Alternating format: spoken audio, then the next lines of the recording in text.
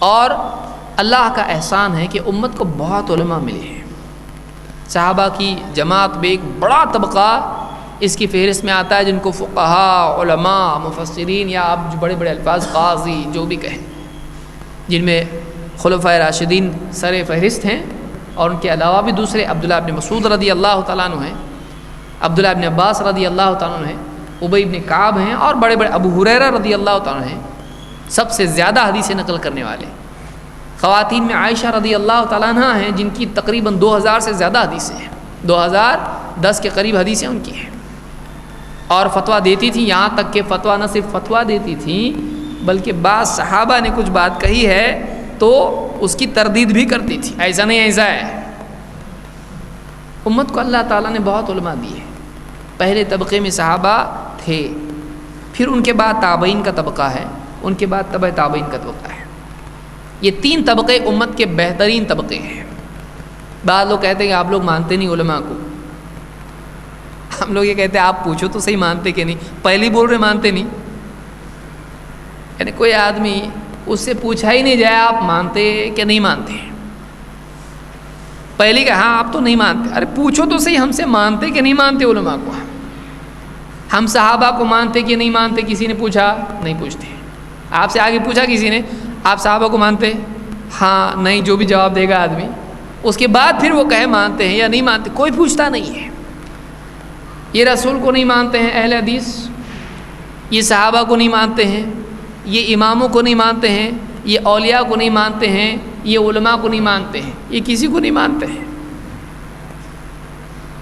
کبھی پوچھ کے بھی تو دیکھو کہ آپ مانتے کہ نہیں مانتے، کیا مانتے کیا نہیں مانتے. اس لیے آپ دیکھیں گے کہ ہر دور میں انسانیت کا یہ پیشہ رہا ہے، یہ طریقہ کار رہا ہے کہ اکثر وہ اپنے مخالفین کے اوپر جھوٹی تہمتیں باندھتے ہیں. اہل حق کا طریقہ یہ نہیں ہے، اہل انصاف کا طریقہ یہ نہیں ہے. اہل حق کا طریقہ یہ ہوتا ہے کہ کسی چیز کی اچھے طریقے سے تحقیق کی جائے، پھر اس پر یا تو اس کی موافقت کی جائے اگر وہ صحیح ہے، اور اگر وہ غلط ہے تو اس کی تردید کی جائے، اور تردید بھی عدل و انصاف کے دائرے میں رہ کر، دلائل کے ساتھ اخلاق کے دائرے میں رہ کر. ہمارا طریقہ یہ ہے. دلیل کے ساتھ تردید ہو،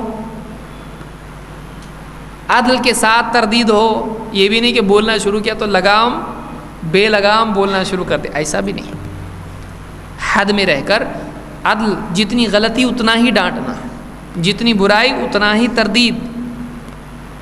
اور اخلاق کے دائرے میں بہت سارے لوگوں کو آپ نے دیکھا ہوگا اہل حدیث کی تردید کرتے ہیں اور گالی گلوچ. اب وہ ان کا طریقہ ہے، بھئی ہمارا نہیں ہے. جس کی جیسی تربیت ہوئی ہے وہ ویسے ہی کرے گا. ہماری تربیت ایسی ہوئی ہے، ہم کو علماء یہ سکھاتے ہیں کہ جب بھی تردید کی جائے اخلاق کے دائرے میں کی جائے. ورنہ آپ دیکھیں گے اہل حدیث کے خلاف بہت سارے بیانات ہمارے بہت سارے بھائی کرتے ہیں، ایسی زبان استعمال کرتے ہیں کہ اگر انہی کے بچے سنیں گے سوچیں گے ابو کیا بول رہے ہیں، کیسی بات کر رہے ہیں. کہ ایک انسان یعنی دین کے مسئلے میں اپنے جذبات کے بہاؤ میں اتنا آگے بڑھ جائے کہ وہ شریعت کے دائرے کو توڑ کے پھلانگ کی نکل جائے، یہ کون سا طریقہ ہے؟ تو آپ بات کرنے لائق نہیں ہو. اگر آپ دین کے معاملے میں گفتگو کر رہے ہو اور آپ شرعی حدود کا لحاظ نہیں کرتے اور شریعت کے دفاع کے لیے آپ بات کریں اور شریعت کے ہاتھ توڑ رہے ہیں، آپ لائق نہیں ہو بات کرنے کے. اسی لیے ایک آدمی کو جب بھی وہ دین کے معاملے میں گفتگو کرے، شریعت کے بارے میں، دین کے بارے میں بات کر رہا ہے، تو دین کے اور شریعت کی حدوں کو پار نہ کرے، تو وہ آدمی لائق ہے بات کرنے کے. اور ایسے لوگوں کا تو جواب دینا بھی صحیح نہیں ہے جن کی دلیل گالیاں ہوں، جن کی دلیلیں گالیاں ہوں. ان کا بھائی آپ گالی دے، آپ گالی کا جواب گالی سے ہم دیں گے تو ہم کو بھی آپ کی طرح گٹر میں اترنا پڑے گا، ہم نہیں اتر سکتے. ایک آدمی ہے وہ گندے پانی میں آپ کو بلا رہا آ، اگر بہادر ہے تو آ یہاں آ کے لڑ، اور آپ کو جمعہ کی نماز کو جانا ہے، آپ کیا کریں گے؟ اگر آپ بولے واقعی بہادر ہوگا تو آئے ادھر گٹر میں آ کے لڑ میرے ساتھ، دیکھ ادھر، آپ جائیں گے؟ اگر واقعی آپ بہادر ہیں لیکن ناسمجھ ہیں تو جائیں گے،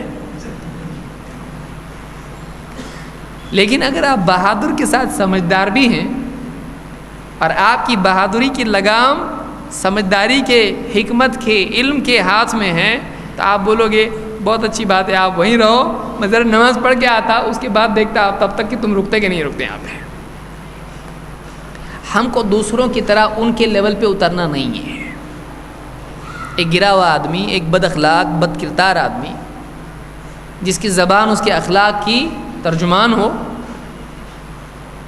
ایسا آدمی اگر ایسی زبان، بازاری زبان استعمال کرتا ہے اہل حدیث کے خلاف، علماء کے خلاف، اس کا جواب دینا ہی مناسب نہیں ہے۔ اور اگر دینے کی نوبت آئے، لوگوں کو اگر شبہات اس کی بات سے پیدا ہو رہے ہوں، تو ایسی صورت میں ہم اپنے دائرے میں بات کریں گے۔ ہم اخلاقی دائرے میں بھی ہر آدمی کی کیا اس کا لیول ہے بتا سکتے ہیں۔ بہرحال تو کسی کا نام لے کے تو ویسے بھی ہم بولتے نہیں ہیں، بہت مجبوراً ایسا کرنا پڑے تو علماء کرتے ہیں۔ بہرحال ہمارے نزدیک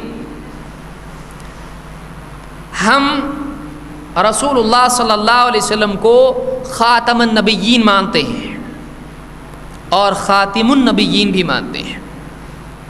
آپ آخری نبی ہیں، آخری رسول ہے، آپ کے بعد انہ لا نبی بعدی، آپ کے بعد کوئی نبی نہیں۔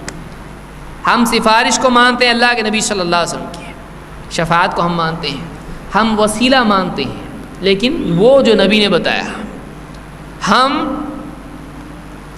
صحابہ کو مانتے ہیں، ہم خلفائے راشدین کے فیصلوں کو مانتے ہیں، ہم صحابہ کے فیصلوں کو مانتے ہیں، ہم تابعین کا اکرام کرتے ہیں،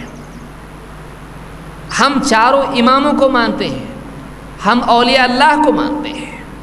ہاں، اولیاء اللہ سے مراد وہ نہیں جو بیٹھ کے چرس گانجا پیتے ہوں اور کپڑوں کا ہوش ان کو نہ ہو، ہم ان کو اولیاء اللہ نہیں مانتے ہیں۔ ہم کن کو اولیاء مانتے ہیں؟ اللہ نے جن کو اولیاء کہا، الا ان اولیاء اللہ لا خوف علیہم ولا هم يحزنون الذین آمنوا وکانوا یتقون۔ خبردار، اللہ کے اولیاء کے لیے ان پر نہ کوئی خوف ہے اور نہ غم، نہ وہ غمگین ہوں گے۔ خوف و غم سے نجات۔ کون ہیں یہ لوگ؟ الذین آمنوا وکانوا یتقون، یہ وہ لوگ ہیں جو ایمان لائے اور متقی بنے رہے۔ ایمان و تقوی جن کی زندگی کا شعار ہو وہ ولی ہے، چاہے وہ عجائبات بتائے یا نہ بتائے، چاہے وہ عجیب و غریب ہو یا نہ ہو۔ ہمارے ہاں پیمانہ یہ ہے کہ عجیب و غریب ہے تو ولی ہے، سیدھا سادہ کچھ ہے، چاہے کتنا ہی تقوی والا ہو، کتنا ہی صحیح العقیدہ ہو، وہ ولی نہیں ہو سکتا ہے۔ تو ہم یہ سب مانتے ہیں اور ہم چار اماموں کو مانتے ہیں۔